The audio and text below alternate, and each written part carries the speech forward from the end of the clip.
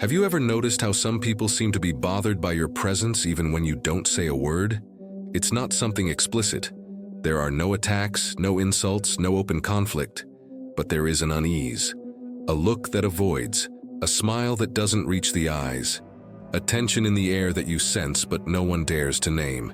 It's as if, by entering in silence, you reveal something the other person was trying to hide even from themselves. A subtle, almost invisible but undeniably real movement. Carl Jung wrote that whatever is not brought to consciousness returns as destiny. But what if your destiny is precisely to be the mirror, the reflection that others unconsciously avoid but cannot ignore? What if your empathy, this deep sensitivity, this ability to perceive what is unsaid, is for many an uncomfortable reminder of what they themselves have lost? What happens when your own nature unintentionally exposes what is hidden in others? We live in a society that venerates emotional control, values logic, and distrusts feelings. A world shaped by productivity, appearances, and rationality. In this context, the empath becomes almost a living anomaly. They feel too much, they grasp too much. And this, for those accustomed to surviving disconnected from their own soul, can be unbearable. The empath's presence is disturbing because it doesn't allow for comfortable self-deception. It confronts, it reveals. Without saying a word, it pokes at what's unresolved. And this silent touch is more powerful than any speech. But what exactly is being revealed? And why does it generate so much resistance, even in people who claim to value authenticity and sensitivity? The answer lies in the shadow.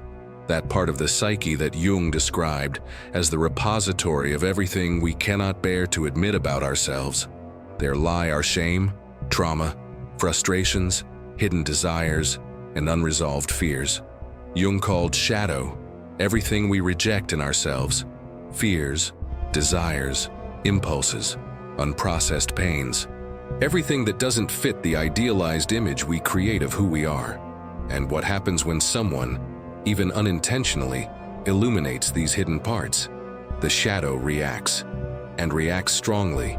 It defends itself, it protects itself, and the most effective way to protect oneself is to attack, even if the attack comes disguised as sarcasm, silence, or emotional withdrawal.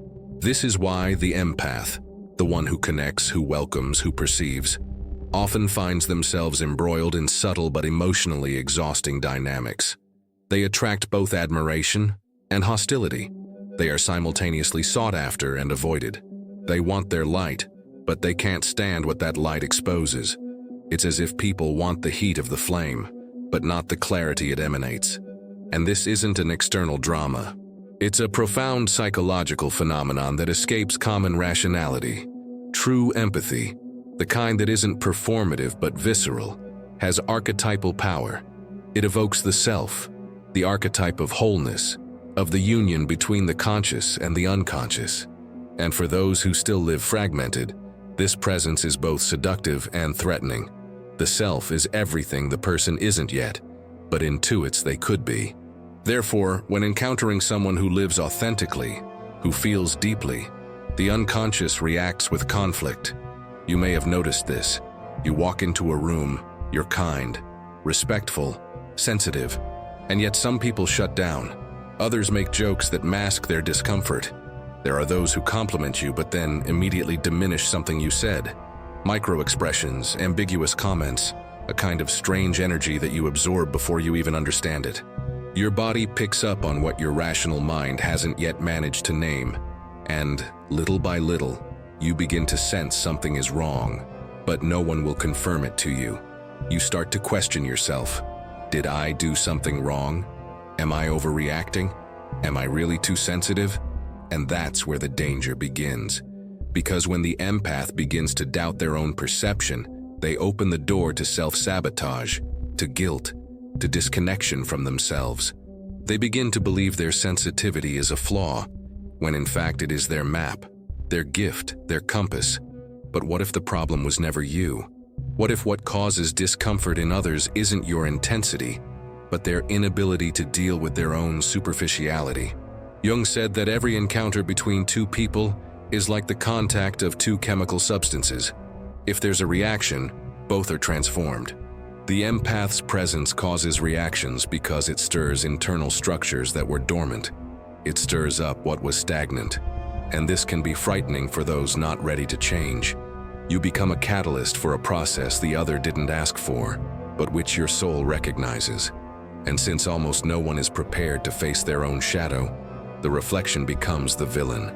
You become the problem, the one who's too sensitive, the one who's too intense, the one who cares too much, the one who feels too much. You become the character who carries the pain no one wants to look at, the mirror that honestly reflects what many pretend not to see. But what's really happening is a profound psychic game, a mirroring, a projection. The other person, confronted with their own emotional distance, becomes irritated by your emotional closeness. Realizing how disconnected they are, they react against the one who connects. And the more unconscious this process is, the more subtle and destructive it becomes. It's like being hit by words never spoken, by intentions never assumed, an emotional battlefield where you're the only one aware that a war is taking place.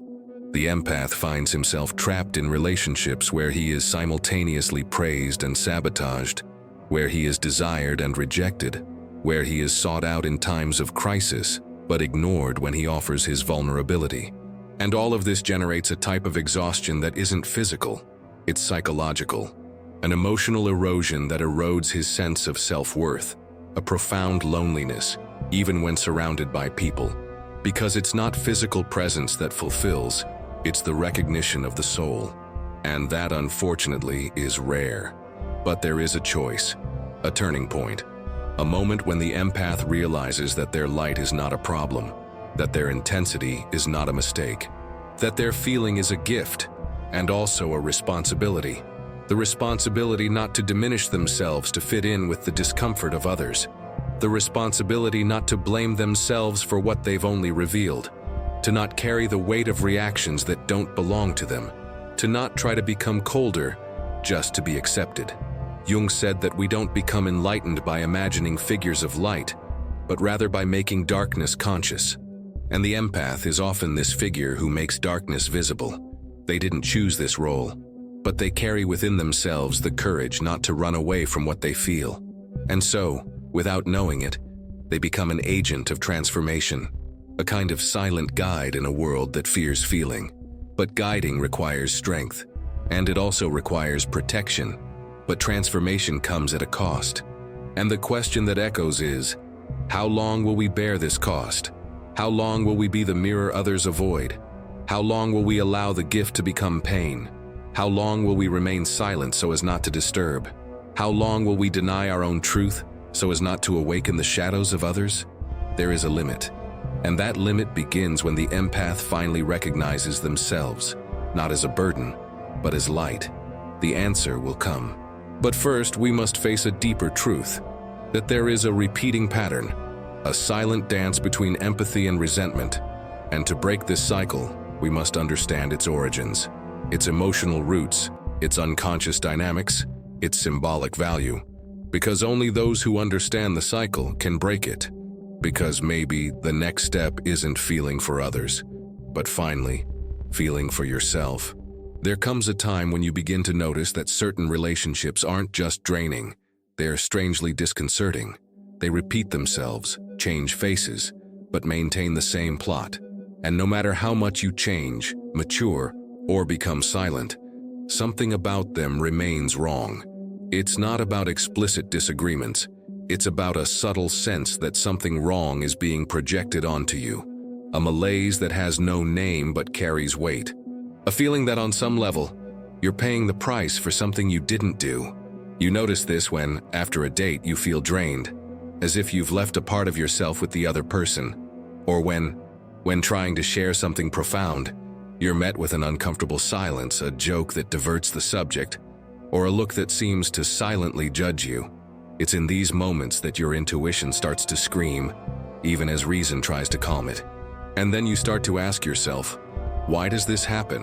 What is it about me that provokes this kind of reaction? Carl Jung offers us a powerful key to understanding this. Projection. What we don't accept in ourselves, we end up projecting onto others. And the empath, by their sensitive and receptive nature, becomes the recipient of these unconscious projections.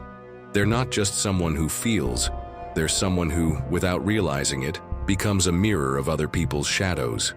Imagine this scenario. You share a victory with someone you consider close. You expect joy, support, perhaps a sincere hug. But the response is cold, a half-hearted, "That's great," followed by a quick change of subject. You leave feeling awkward, guilty for having shared something good. Why does this happen?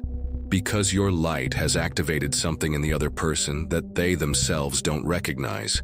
Perhaps a feeling of inferiority, failure, envy. And instead of processing it internally, they throw this discomfort back at you. Subtly, passively, almost imperceptibly. This dynamic is more common than you might think. The person who admires you may simultaneously envy you. The person who seeks your presence may, deep down, not be able to stand your essence. And this creates contradictory, ambiguous relationships that confuse the empath. Because they feel admiration, but also rejection. They feel affection, but also perceive hidden contempt. And this generates a weariness that comes not from the body, but from the soul. In one of the most common stories from sensitive people, there's a common scene.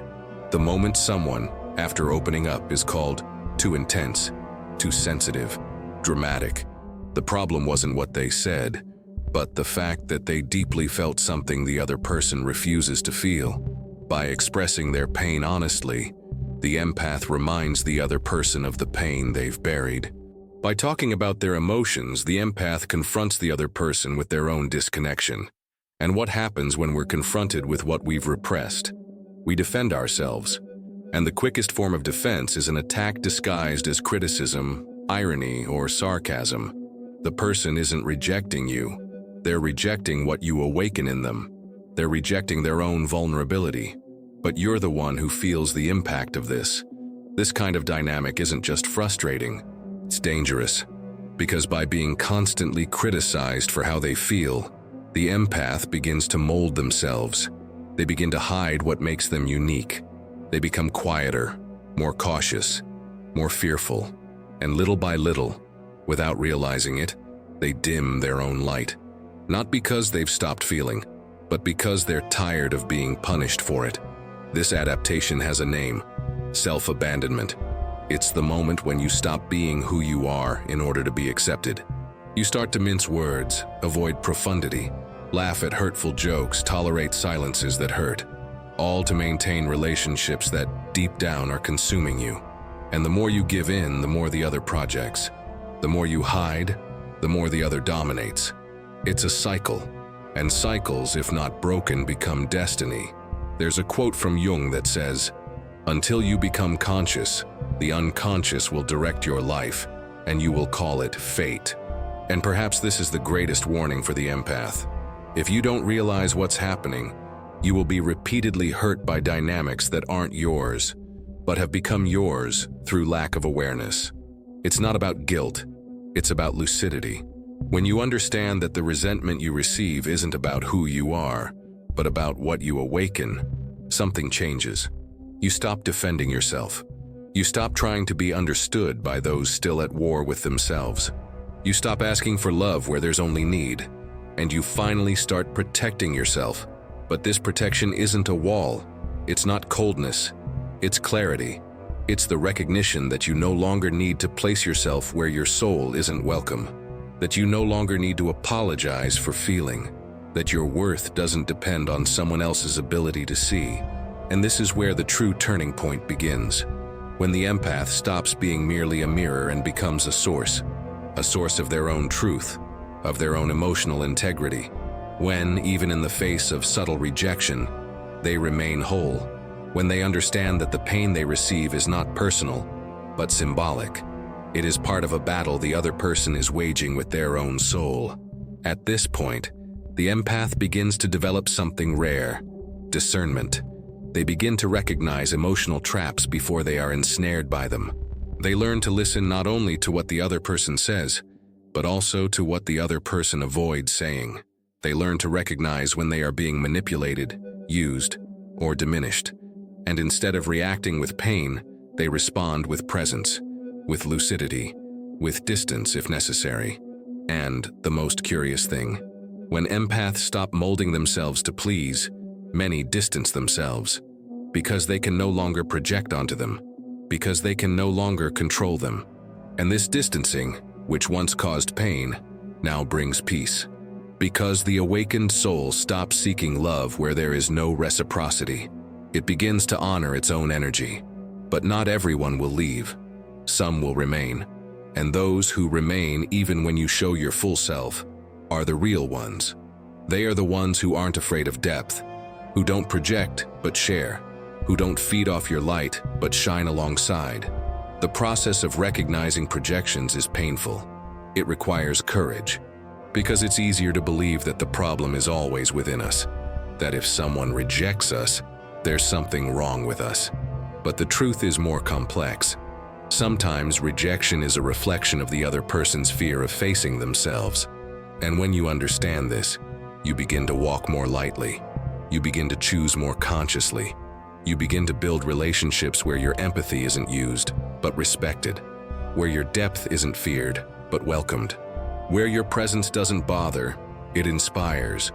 The world needs more people like this, whole, conscious, present.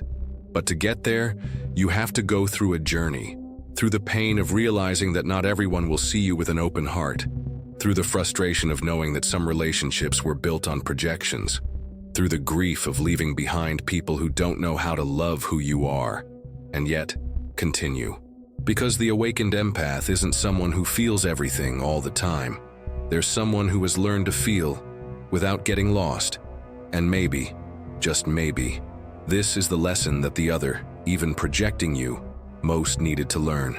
There's a silent, almost invisible belief that many empaths carry from an early age, that they need to earn their place in the world, to deserve love, to deserve attention, to deserve affection, as if existing weren't enough, as if mere presence needed to be justified through care, listening, and continuous giving.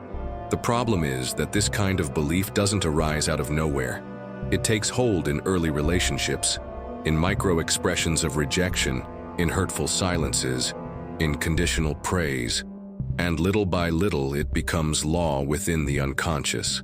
Carl Jung would call this a complex, an emotional core charged with memory and affection that lives in the unconscious, but shapes the way we relate. For the empath, the most active complex is that of self-effacement. They don't just feel for others, they forget themselves in the process. Their identity begins to be constructed around the pain of others, the needs of others, the deprivation of others, and before they know it, they're living to alleviate the world, without ever having learned to alleviate themselves. The most disturbing thing is that this dynamic is often reinforced precisely by the most intimate bonds. Close friends, family, even romantic partners. Anyone, even without ill intent, can fuel this cycle. All it takes is a misdirected compliment. You're so strong. You never complain. I don't know what I'd do without you. Words that, on the outside, sound like affection, but on the inside, cement the empath's role as the one who puts up with everything. And the problem with repeated praise is that it turns into expectation. Strength becomes demand. Listening becomes obligation. Silence becomes contract.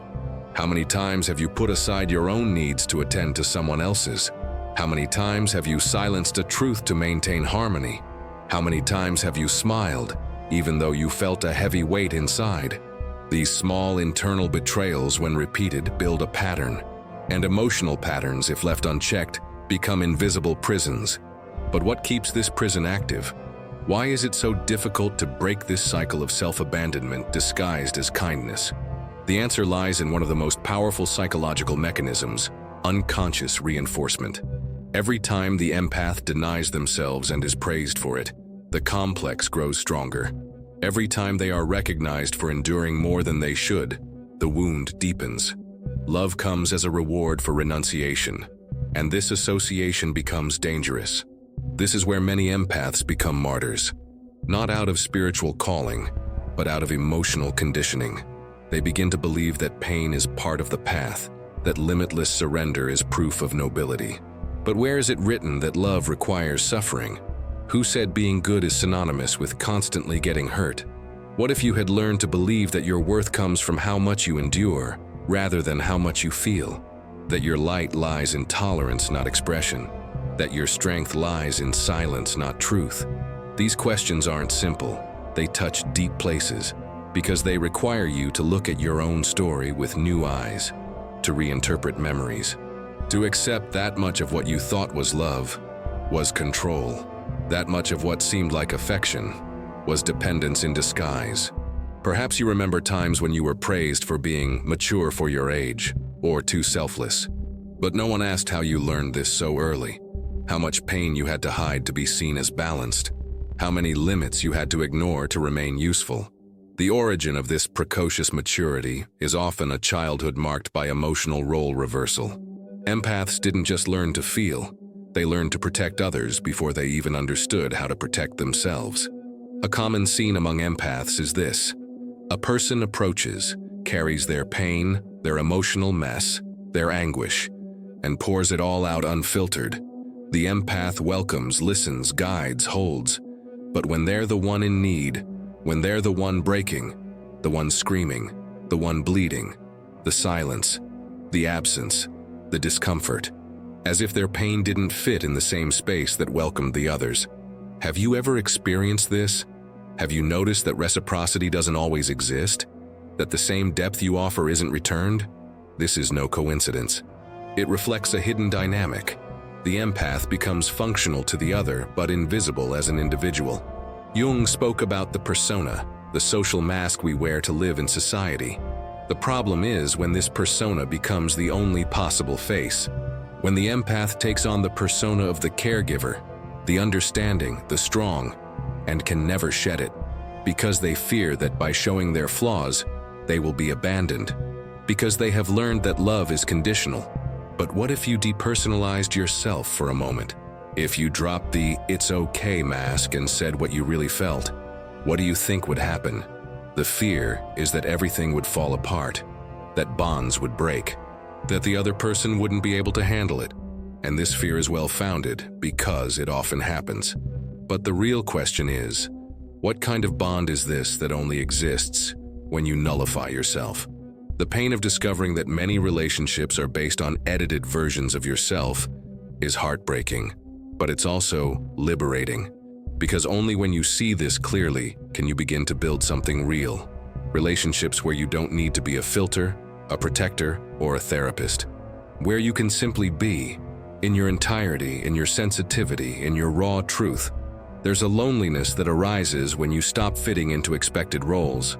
It's the gap between the old and the new, a space where old bonds are dissolved and new ones have yet to be built. But this emptiness, however uncomfortable, is fertile. It's the breeding ground for emotional autonomy, where you stop seeking in others the validation you can already find within yourself. And here arises the empath's great dilemma: how to maintain one's own essence without becoming a repository for others' pain. How to sustain one's own light without attracting envy, neediness, or manipulation. How to exist fully in a world that constantly invites one to divide oneself.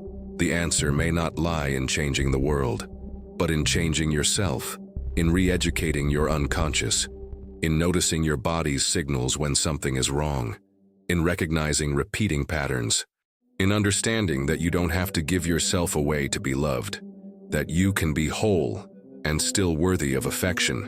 What if the problem was never your intensity, but the fact that it reveals the superficiality of others? What if your sensitivity is actually a radar, not to help others, but to protect yourself? Jung said that every process of individuation requires navigating chaos, and the chaos here is emotional. It's the moment when you realize you're tired of carrying the world, that you want to return what isn't yours, that you need to learn to identify where the other ends and you begin. This moment is uncomfortable. It's like leaving a dark room after years and opening your eyes to the sunlight. It hurts, but it's also liberating, because for the first time you begin to clearly see who is truly by your side and who was just using you as an emotional crutch. It's not easy to admit that many approached you not for who you are, but for what you offer. That your listening became a space for others to escape their own pain. that your empathy became an anesthetic for others' wounds, but never a channel for real connection. This hurts, but it also heals. Because when you see all this clearly, you start saying no. You start leaving draining conversations early. You start avoiding encounters that end in exhaustion. You start rejecting roles that diminish you. And little by little, you rebuild your own presence. You become someone who no longer needs to be useful to be loved, just genuine. But are you ready to live like this? To let go of the automatic acceptance that comes with the savior persona? To deal with the silence that comes when you stop saying yes to everything? These are the questions every awakened empath needs to ask, because only by confronting them is it possible to break free from repetition, to break free from the martyr archetype, and move toward the sage archetype, the one who feels, yes, but also knows where not to touch, the one who listens but also knows how to remain silent, the one who loves but doesn't abandon themselves because of it. The empath's true strength isn't in enduring everything, it's in knowing what to no longer accept. And maybe the beginning of everything isn't just feeling for someone else anymore, but learning, finally, to feel whole, even when no one else understands what you carry inside. Have you ever noticed how some people only approach you when things are bad? When life falls apart, when a crisis hits, when everything seems to fall apart, you are remembered. You become a haven, a refuge, a comfort. But when they get back on their feet, when everything returns to normal, you disappear from their radar. No calls, no messages, no invitations. Silence fills the space that once held urgency, and you once again ask yourself, do they seek me for who I am, or for what I offer when things are difficult? This question is no small one. It reveals the core of one of the empath's deepest pains, that of being functional, but not essential, that of being sought out of necessity, but not valued for presence. And when this repeats itself, it begins to generate something the empath rarely acknowledges: resentment. A silent feeling, hidden beneath guilt, but that builds up like a weight on the chest. Because while you give, you bleed, and no one notices. Worse, many become accustomed to their giving, as if it were an obligation. Affection becomes a debt. Care becomes a duty. According to a study from Stony Brook University, empaths activate brain areas linked to the pain of others more intensely than most people. It's not just compassion, it's neurophysiological. Empaths literally feel the other person's suffering as if it were their own. This explains why the exhaustion after listening to someone is so profound. It's not just psychological, it's physical, it's energetic. The body absorbs, the mind processes, and the soul becomes overwhelmed. It's as if each sad story you hear leaves a fragment inside you. Now imagine living like this for years, decades, receiving the world's pain without a filtration system. Like a garden without a fence where everyone enters, steps on it, picks, and leaves. This garden, over time, begins to wither. The flowers don't disappear all at once, but the color fades, the scent weakens, and the empath, without realizing it, becomes someone who smiles on the outside and dissolves on the inside. The sparkle in their eyes hides a profound exhaustion, an exhaustion that isn't physical, but existential. This is common, much more than people say, and there's a reason for the silence. Empaths are generally ashamed to complain. They've learned that their role is to endure, that complaining is selfish, that setting limits is cold, and so they hoard, hold on, tolerate. But all of this comes at a cost, and the cost is themselves. As if every yes they say to someone else is a no they say to themselves. As if their own pain has no value. It is at this point that the risk of emotional illness arises. Burnout, chronic anxiety, mild and silent depression. All of this can arise not from direct trauma, but from a constant erosion of one's own identity. When you live for the sake of others' pain, you gradually empty yourself of yourself. And worst of all, this is socially seen as a virtue. You are applauded while you bleed, exalted while you lose yourself. How many times have you been praised for your strength, for your resilience, for your generosity? But no one asked what you sacrificed to remain that way. No one asked what you lost of yourself by supporting everyone around you. Because the world doesn't usually see the empath's soul. It only sees the function they fulfill, and that's dehumanizing. It's as if you were a resource, not a being. In an experiment conducted by Tanya Singer, director of the Max Planck Institute, it was discovered that intense emotional empathy without self-regulation can generate empathic suffering, a form of emotional collapse in which the other person's pain becomes unbearable. This shows that empathy without awareness is not a blessing, it's a trap, and empaths need to learn to protect themselves, not out of selfishness, but for survival, because empathy, when unfiltered, can become contagious. And you get sick trying to heal others. But how can we protect our soul without closing it off? How can we keep our heart open without becoming vulnerable to all kinds of emotional invasion? The answer lies in our limits. And here comes the great paradox. The empath who feels so much often has difficulty sensing their own limits, because they're always turned outward, always perceiving the other, always trying to anticipate, avoid, soothe. It's as if you're in a constant state of alert, an emotional radar that never turns off. For the empath, the limit needs to be relearned. It needs to be incorporated as something sacred, because it's not a barrier, but a boundary. It's what separates what's yours from what's the other's. Without limits, everything blends together. And when everything blends together, you no longer know who you are. Where does your pain begin? Where does the other person's end? And this is dangerous, because the loss of emotional identity can lead to self-alienation. What if you never learned the difference?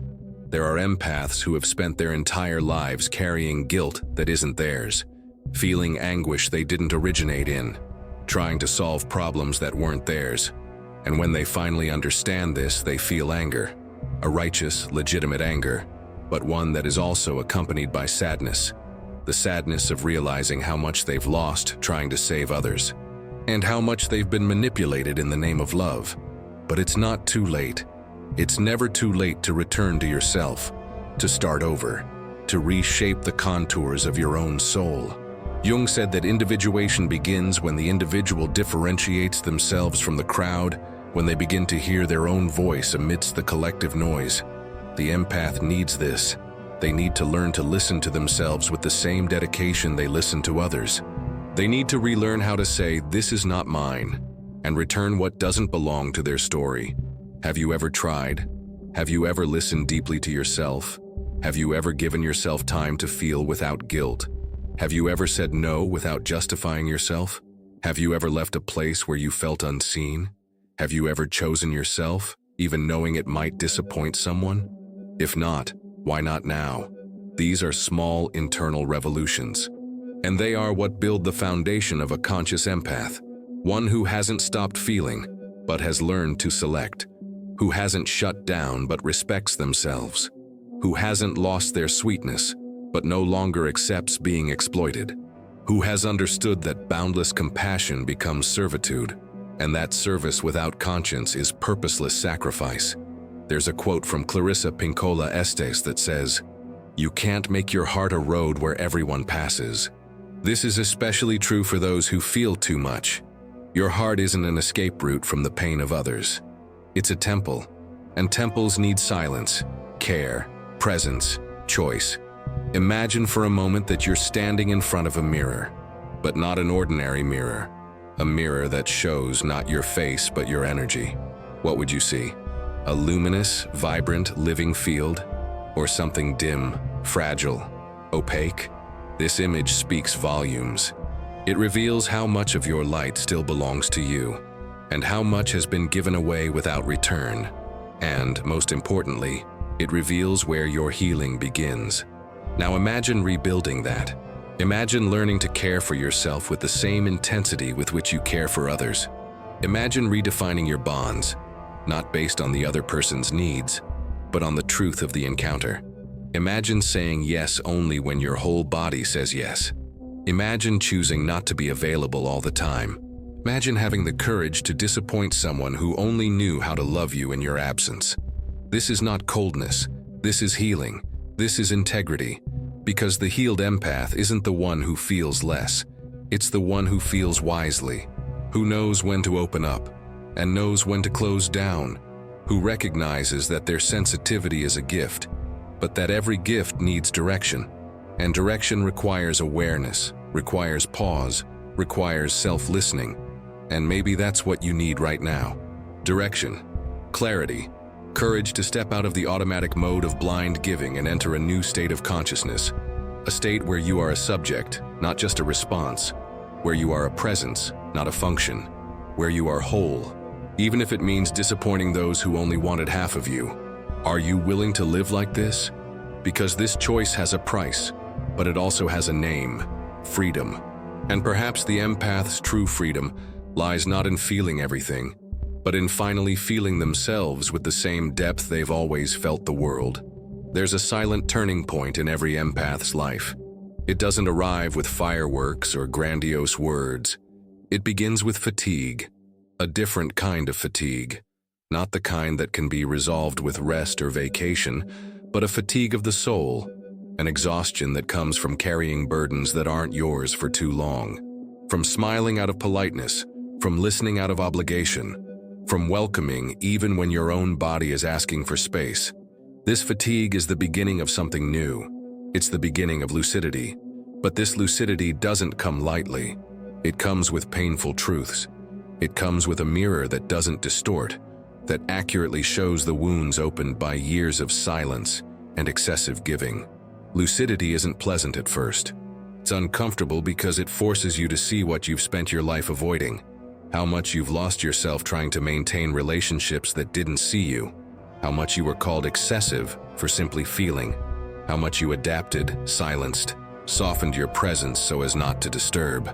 Lucidity exposes what was disguised as affection, but was control, what seemed like care, but was manipulation, what seemed like love, but was dependence. And all of this smells familiar. Because often we learned this kind of affection in childhood, when we were praised for being good, when we were conditioned to love with effort and to exist for the other. And when this clarity arrives, it brings questions that can no longer be avoided. Who am I when I'm not caring for anyone? What's left of me when I stop molding myself to please? What does my own voice sound like without the echo of others' expectations? These questions are hard because often the answer is, I don't know. And not knowing is frightening, but it's also liberating. Because in this space between what you were and what you can become, the possibility of truth is born. A truth that isn't built on comparison, but on self-knowledge. That isn't found in the eyes of others, but in the silent, courageous inner journey. It's at this point that the empath begins to realize that their sensitivity isn't the problem. It's the key. The issue was never feeling too much, but not knowing where to store it. They were taught to channel this sensitivity only outward, never inward. And so it became a burden, when in fact, it could be a strength. Empathy begins to transform when it ceases to be an automatic mechanism for emotional survival and becomes a conscious choice. The empath begins to realize that yes, they can say no without guilt, that they can reject stories, demands, and draining bonds, that they can choose for themselves. But transforming this pattern requires something rare: presence.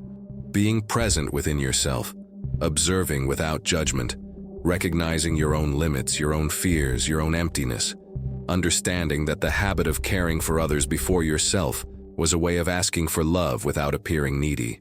It was a strategy created by the soul to be accepted, but the time has come to let go of this strategy because it exacts too high a price, and no one but you will pay the emotional price for this choice. No amount of praise for being a good person heals the pain of self-abandonment.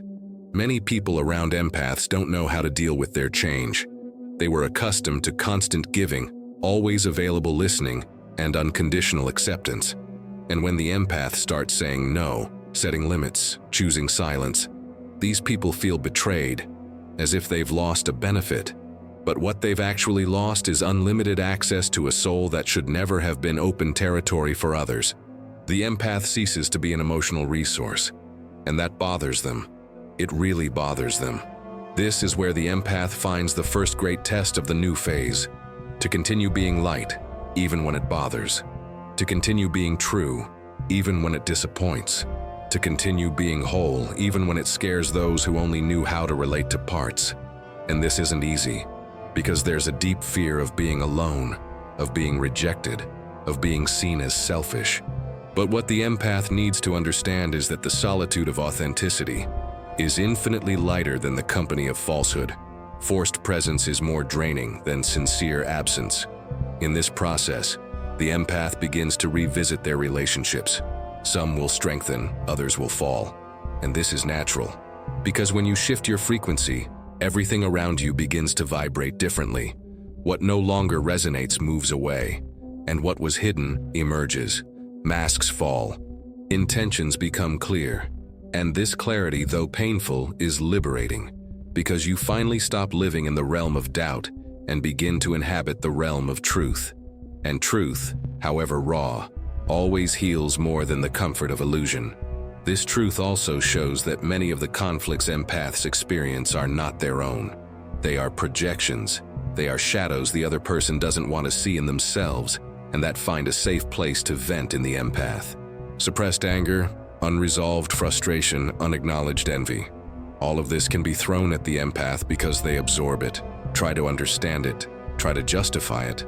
But this needs to end, because absorbing what belongs to others, besides being unfair, is a form of self-disrespect. Empathy without criteria becomes self-destruction disguised as generosity. There comes a moment when the empath realizes they are not responsible for anyone's healing, that they have no obligation to carry other people's wounds, that they can love without carrying, help without exhausting themselves, care without self-denial. This moment is a watershed moment, because it marks the transition from the empath as a compulsive caregiver to the empath as a conscious being, someone who chooses where to invest their energy, who selects where to listen, who no longer accepts bonds that demand their light but never offer shelter. Relationships like these cease to be attractive, and here arises one of the greatest discoveries: peace. The peace of no longer needing to please, the peace of no longer explaining yourself, the peace of no longer begging for presents, the peace of no longer carrying the world. It's a silent yet powerful peace. It reconnects you with your essence, your rhythms, your intuition. You begin to listen to your body, your fatigue, your desires, your limits. And this listening becomes a compass that points not to where they expect you to go, but to where you truly belong. Sensitivity, once a source of suffering, now becomes a guide. You begin to perceive environments before you even enter. You sense when something is wrong, even if no one says anything. You detect lies in the tone of voice, in restrained gestures, in forced pauses. Your intuition, which has always been there, is now heard. And this changes everything, because you stop being a target and become a radar. You stop reacting and start choosing. Sensitivity doesn't diminish, it refines. And this refinement is power. This level of awareness doesn't make you invulnerable. You'll still get hurt. You'll still get emotional. You'll still feel too much. But now, with structure, with presence, with limits. The mature empath is like a river that has learned to contain its banks. It never stops flowing, but now it chooses where it flows. It learns to retreat when the ground is too shallow to accommodate its depth. And this wisdom, gained through pain, transforms into serenity. And this transforms their relationships. Because now, the empath attracts different people. People who don't see them as a crutch, who don't seek them out only during crises, who don't expect them to carry everything, but who meet them halfway, with ease, with reciprocity, with truth. Relationships like these don't drain. They nourish. They don't demand. They embrace. They don't drain. They flow. And in this flow, the empath learns that true love begins when they no longer need to reduce themselves to fit in with someone else. And perhaps that's the great purpose of this whole process, to bring the empath back home, toward themselves, to the reminder that they don't need to dilute themselves to love, that they don't need to dim themselves to be accepted, that their light isn't exaggerated. It's necessary. But they must first illuminate themselves, because no one can offer another what they deny themselves, and no love deserves to be born of guilt or fear. In the end, the empath discovers that their journey was never about others. It was always about themselves, about learning to feel without losing themselves, about learning to give without disappearing, about learning to love without ceasing to choose themselves. This discovery doesn't end the story. It opens a new one, a story in which the empath is no longer what remains after the pain of others, but what flourishes despite it. And to flourish, for someone who has always been fertile soil for others, is to finally become a garden for themselves. As the empath matures, they don't become less sensitive, they become more selective. And it is in this refinement that true freedom is born. A freedom that doesn't shout, that doesn't flaunt itself, but that recognizes itself in the silence of firm decisions and in the lightness of no longer losing oneself to others. The journey to this point has been long, made of internal ruptures and profound rediscoveries. The empath had to die to various versions of themselves, had to say goodbye to old emotional patterns, inherited expectations, and attachments that suffocated rather than nourished. And now, at this final point of the journey, they find what they've been searching for all their life: themselves, whole, awake, alive, and finally at peace. But what to do with this awareness? How to transform all this into practical life, into real choices, into routines that sustain the lucidity achieved? How to avoid returning to old cycles? How to keep the flame alive when everything around us insists on extinguishing it? These questions don't have immediate answers, but there are paths. This final part is the ground. It's where the soul meets the body, where philosophy meets everyday life, where emotion becomes discipline. The awakened empath needs more than wisdom, they need structure, because without structure, even the most beautiful truth gets lost in the hustle and bustle of everyday life. Real transformation isn't just found in epiphanies, but in the repetition of small daily gestures that keep the soul connected to what matters. Without practice, everything reverts to theory. The first step is to create a space for yourself, a space that is non-negotiable, a time in the day, no matter how small, where the empath can simply exist without being demanded. This space could be a silent walk, a handwritten journal page, a 10-minute meditation, or simply the habit of taking a deep breath before saying, yes. This time is a daily reminder that your soul matters as much as anyone else's. It's an anchor of clarity in the midst of chaos.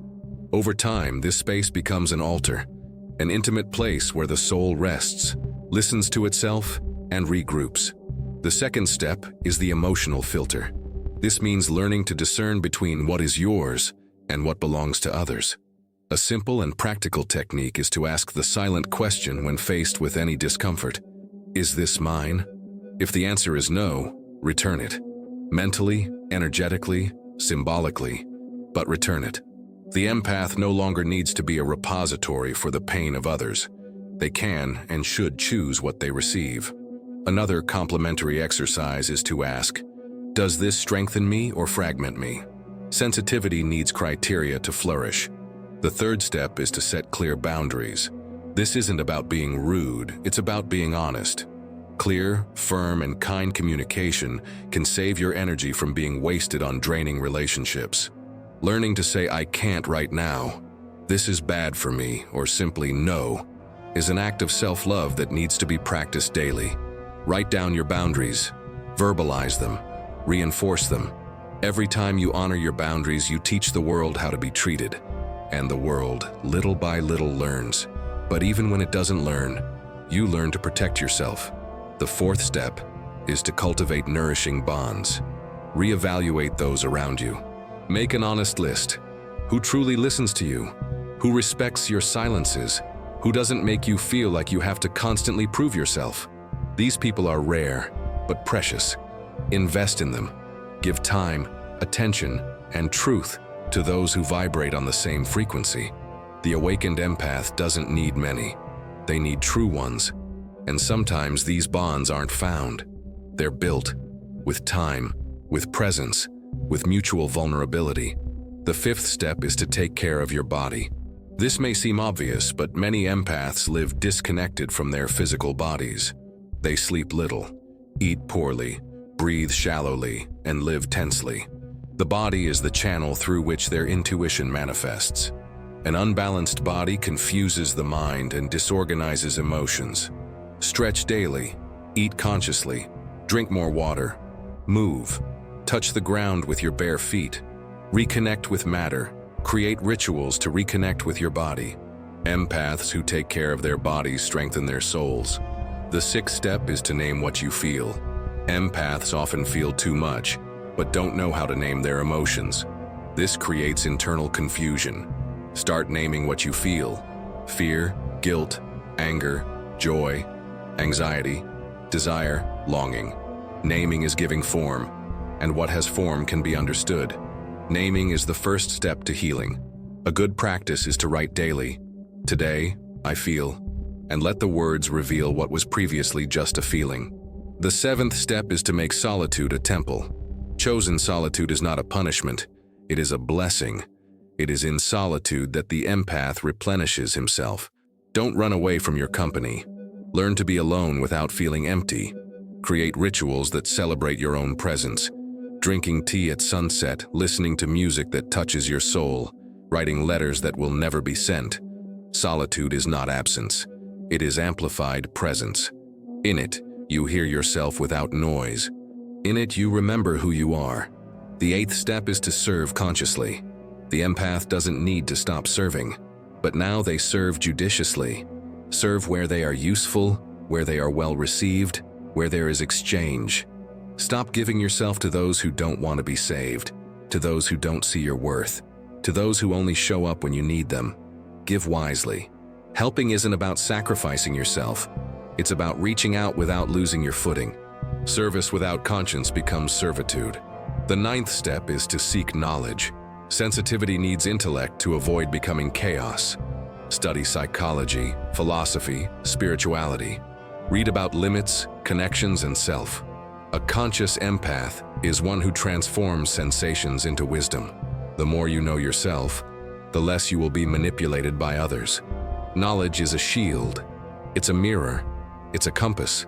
And above all, knowledge is freedom.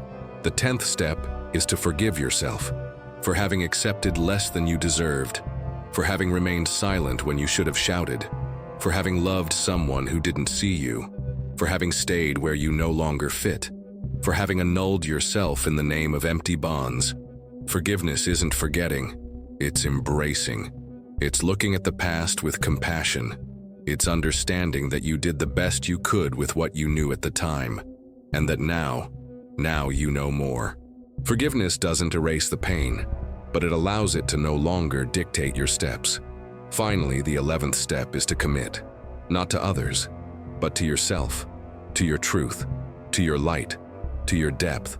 Make a silent pact to never abandon yourself, to listen to yourself even when everything outside screams otherwise, to embrace yourself even when no one else understands, to be whole even when it scares you, because in the end, that's what heals, that's what transforms, that's what liberates. And the freedom to be who you are is priceless. It requires presence, it requires courage, it requires truth. If you've made it this far, know that none of this is theory. This is practice, this is choice, this is life. And your life deserves to be lived with truth, beauty, and presence. You are not exaggerated. You are not weak. You are not dramatic. You are profound. And in a world that lives on the surface, depth is an act of courage. In a world that demands masks, being authentic is revolutionary. From now on, choose to respect yourself as a starting point. Apply these steps gradually, at your own pace, in your own time. Reread them whenever you forget. Start over as many times as necessary. And if you ever doubt yourself, remember, you are not alone. There are thousands of other empaths walking this same path, healing, rebuilding, remembering who they are. The pain you feel has been felt before. The light you seek already exists within you. And this video is just a reminder that you were never alone. Now I invite you to turn this reflection into action. If this video touched something deep within you, if it helped you see your path a little more clearly, share your questions, experiences, or discoveries in the comments. Even anonymously, your story could be the mirror someone needed. Sometimes, A phrase spoken from the heart changes someone's day. Sometimes a sincere outburst heals others and yourself. And if you want to continue this journey of self-discovery and deep healing, subscribe now to the Deep Psyche channel. Like the video, activate the bell, and send this content to someone who also feels too much. Let's expand this network of conscious empaths. Because feeling isn't weakness, it's the language of the soul. And awakened souls transform the world. You are one of them. Never doubt it.